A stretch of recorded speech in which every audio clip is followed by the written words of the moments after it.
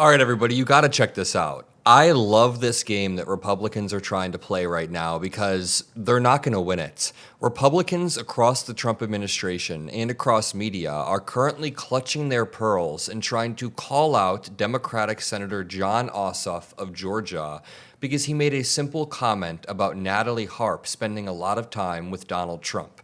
Ossoff didn't make any insinuations. He didn't try to say anything wild or speculative. He literally just said Trump is spending more time with Natalie than he is trying to solve this war.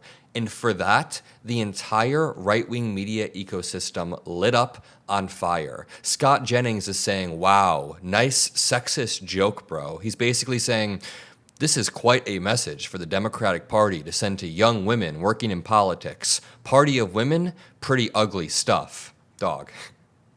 All Ossoff said is that Trump is spending a lot of time with Natalie. It's not like he said you can grab women by the you-know-what because they let you do it. It's not like he yelled at a woman reporter saying, quiet piggy. It's not like he's Trump, who demeans every single female journalist within his field of view or even his peripherals at any given moment on any given day. There is a clear difference in the way that our leaders treat women and respect women versus the way Donald Trump has spoken about women for the past decade, scratch that. For the past 5 decades, the way Donald Trump has spoken about women has been disgusting.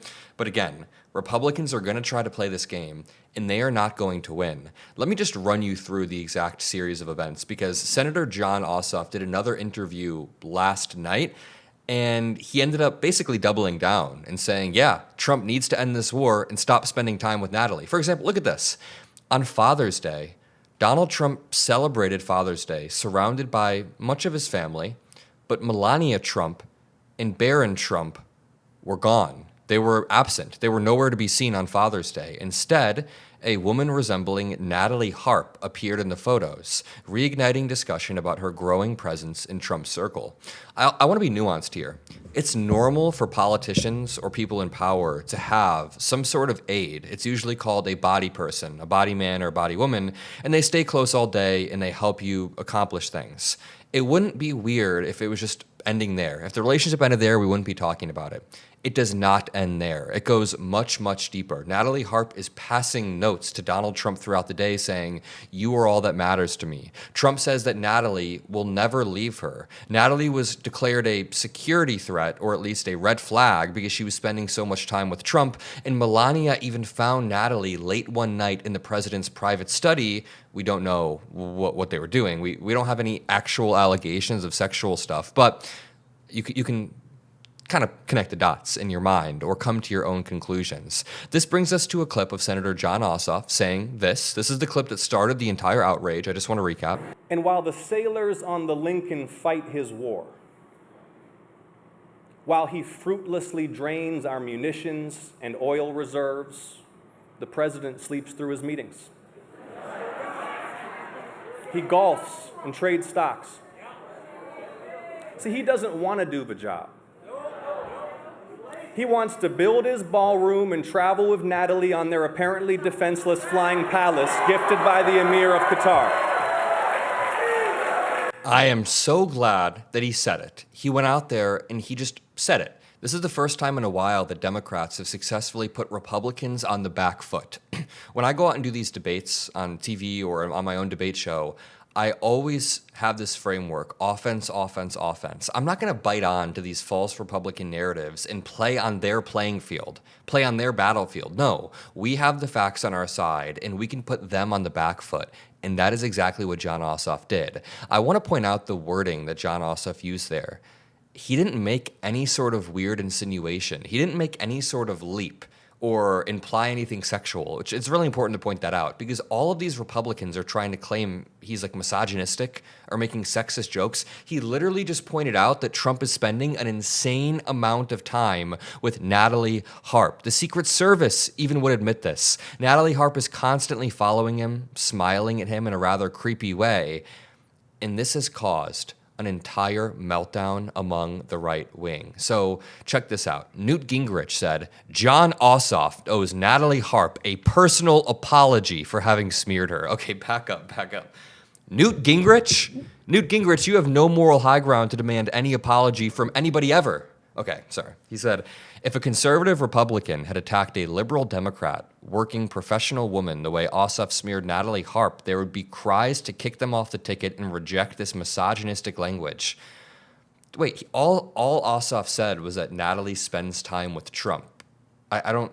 It then says, language diminishing, smearing somebody for simply doing their job. Then Ossoff routinely lies, as the Jewish leaders at Atlanta pointed out recently, and we should accept that he is a profoundly dishonest politician. Okay, Newt Gingrich, yeah. If any politician in America is dishonest, narcissistic, and constantly being misogynistic, I don't think you're looking in Georgia. I think you're looking at the White House at that point. Okay, wait, let's continue.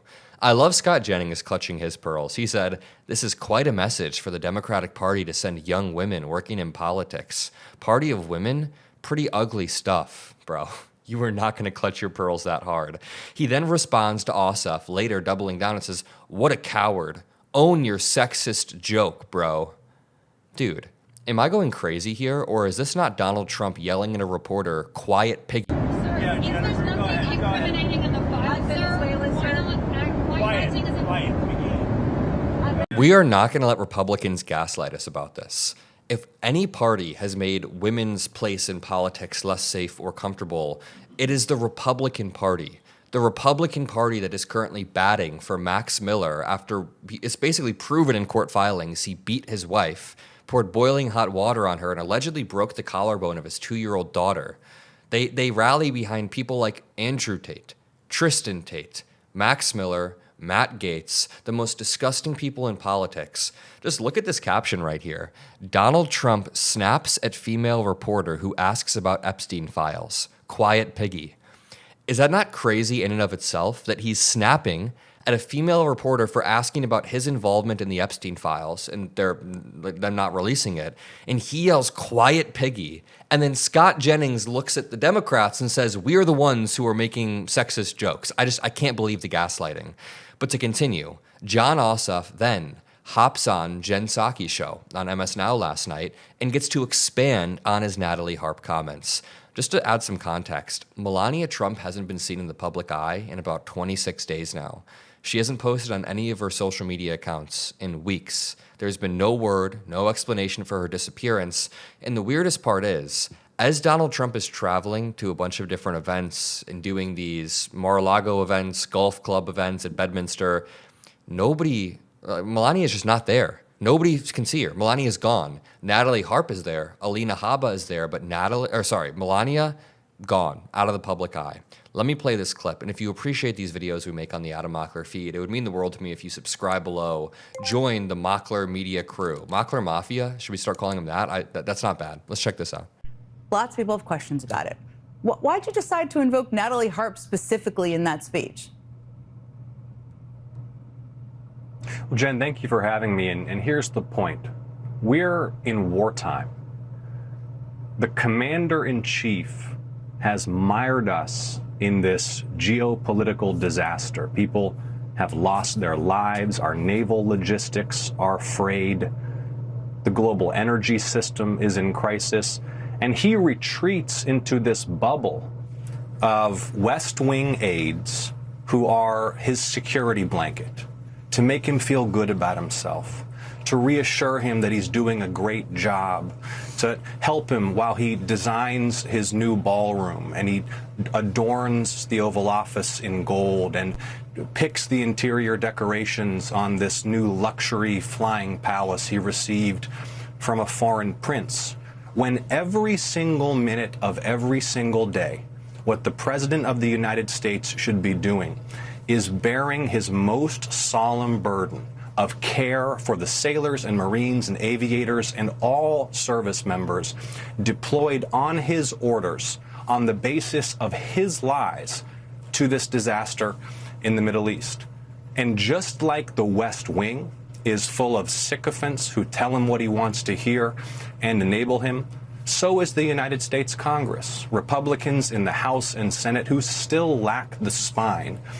Very well said. I just want to point out on top of that, Republican policies literally kill people Whether it's the Iran war causing death in the Middle East and among our soldiers, whether it's cutting Medicaid, which causes death among the most vulnerable Americans and increases the mortality gap, whether it's USAID being slashed, Republican policies kill people, and all Trump is doing is traveling with Natalie. I don't think that that's unfair to say whatsoever, but they are now all demanding an apology. I think this was the funniest one of all. This was the funniest meltdown. Stephen Chung said, and this is the communications director for Trump, he said, John Jackoff has to be the biggest cuck loser in politics. Instead of denigrating hardworking people serving their country, John should look deep into his soul and ask himself why he's a miserable person who hates this country. It's because he's a radical, extremist Democrat.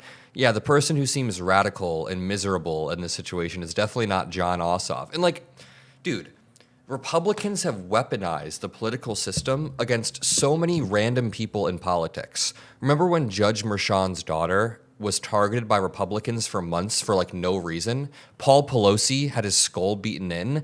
What about Hunter Biden, who was dragged in front of Congress, dragged in front of certain investigatory committees to explain his entire life story multiple times?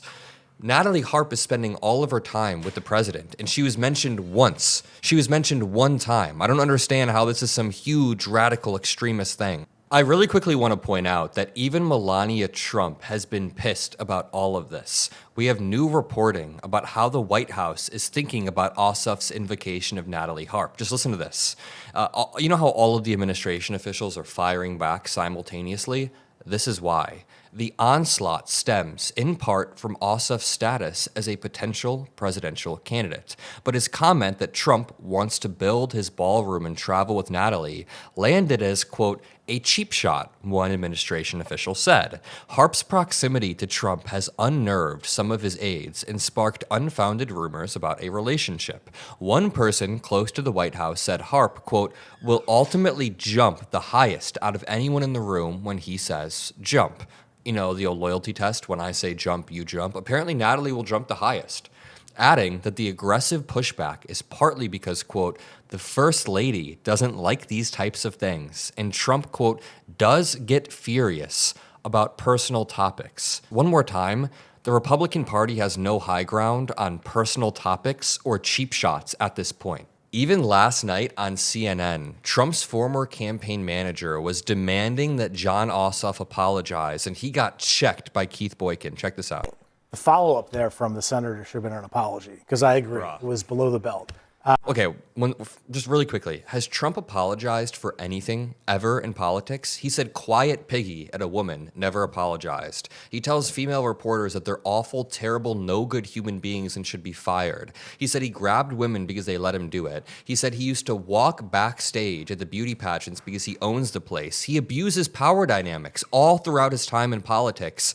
And yet Jon Ossoff makes some innocuous comment saying, Trump travels with Natalie Harp a lot. And this is below the belt. This is beyond the pale. Republicans so desperately want to have any moral high ground right now, but they don't. They've lost any high ground they had. The follow-up there from the senator should have been an apology, because I agree, it was below the belt. The reason for the freakout, You work for Donald Trump. The reason, you work for Donald Trump. How dare you say anything is below the belt when you work for Donald Trump in the White House? The reason for the freakout by the Trump administration is because it was below the belt. Staff was What about all the things Donald Trump said below the belt? John Ossoff. Donald Trump repeatedly goes below the belt. John Ossoff ran for office. Donald Trump ran for office. Criticize them, put a spotlight on them, talk about them. He just mentioned her first name. She is a government staffer. She was on the plane with him when they left Turkey. He just mentioned it. She's a private person. If there was no crime, she's not a private person. If you Her name's never been on a ballot. If you want She to be didn't invite traveling us. to the You're president, describing her as a private person. She does work for the government. A lot of people work for the government. What about Ruby Freeman and she Shay works Moss? the They're amount of private people. access Donald she Trump has. attacked those election workers in Fulton County. They had no business being involved in his scandal. What are we talking But about? Donald Trump brought them wanna up. talk about 2020? That's a really, really good point from Keith Boykin. There were two election workers who didn't do anything wrong in 2020, and Trump blasted them and tried to ruin their lives because he thought that there was fraud. Like Trump will ruin the lives of people that he perceives as his political opponents. He'll dance on their grave. Robert Mueller died, and he said, good, I'm glad Mueller is dead. Rob Reiner died, and he said, wow, Rob Reiner died of Trump derangement syndrome. You know what I'm talking about. Trump makes fun of people after they die. Republicans have no moral high ground about what's below the belt. And by the way, I won't even concede that Jon Ossoff's remark was below the belt. He literally just said Trump travels with Natalie. They're acting like Jon Ossoff spent 10 minutes depicting some graphic story between Natalie and Trump. He literally just said they travel together. Like, I want to talk about the fact that Donald Trump repeatedly for 30 years, and definitely for the past 10 years, has attacked every single person. You worked for him in the White House while he attacked people with attacks that are far lower than what Jon Ossoff said. All he did was mention one person's name. And so for you to come here and have this fake outrage about Jon Ossoff, Jon Ossoff is better than this. You are better than SIC because you have no credibility. No. Oh my God, that was a really good takedown. Shout out to Keith right there. Seth Abramson says, anyone else starting to feel like there's a scandal hiding behind all of this that they're claiming is disgusting? The White House, all of the White House's friends collectively lost their minds just because Natalie's first name was mentioned today. I feel like the whole nation's spidey senses should be tingling, says Seth. And then Lee Zeldin comes out. Lee Zeldin is the administrator for the EPA, the Environmental Protection Agency. Why is Lee Zeldin defending Natalie Harp? He said, Natalie Harp is an incredibly hardworking, talented, principled, and loyal member of the Trump admin who passionately wants to help our nation thrive. Okay, nobody asked you, Lee Zeldin. Nobody wants to know your opinion on all of this. But here's what the reporting says. Natalie Harp, 34, is the personal assistant to 80-year-old Donald Trump and reportedly accompanies him virtually everywhere around the clock. She is said to manage his Truth Social account, print out flattering articles from conservative websites, and carry them in a Lululemon tote bag. Now, that might be a little bit weird, but that in and of itself does not cross any lines. Here's where it gets weirder. According to two independent books, one by Michael Wolff and another by NYT journalists Maggie Haberman and Jonathan Swan, Harp allegedly left admiring notes in Trump's private quarters, including messages such as, "You are all that matters to me." Trump reportedly said she would never leave him. Melania Trump is also said to have found Harp late one night in the president's private residence. According to these accounts, the Secret Service at one point viewed Harp as a potential security concern because of their unusually strong personal attachment. Whether the two had a romantic relationship has never been officially confirmed. We just don't know. Ossoff has then asked about Natalie Harp again last night. And the reason I asked about Natalie Harp is because it's kind of raised this question out there, more questions about her. He is surrounded by sycophants, no question. I just talked about that. But you specifically mentioned her, and I just wonder why. Well, I've heard this particular aide referred to as his security blanket. And I think we could say that about any number of the senior aides in the White House. They're not telling him what he needs to hear. They're telling him what he wants to hear. And the nation is at war, and we cannot afford that. We need a team in the White House. We need folks at the State Department, at the Defense Department, in the United States Congress who take their jobs seriously. Those sailors out on the Lincoln, they do their jobs with excellence and dedication every single day. They didn't sign up for luxury. They signed up to defend the country.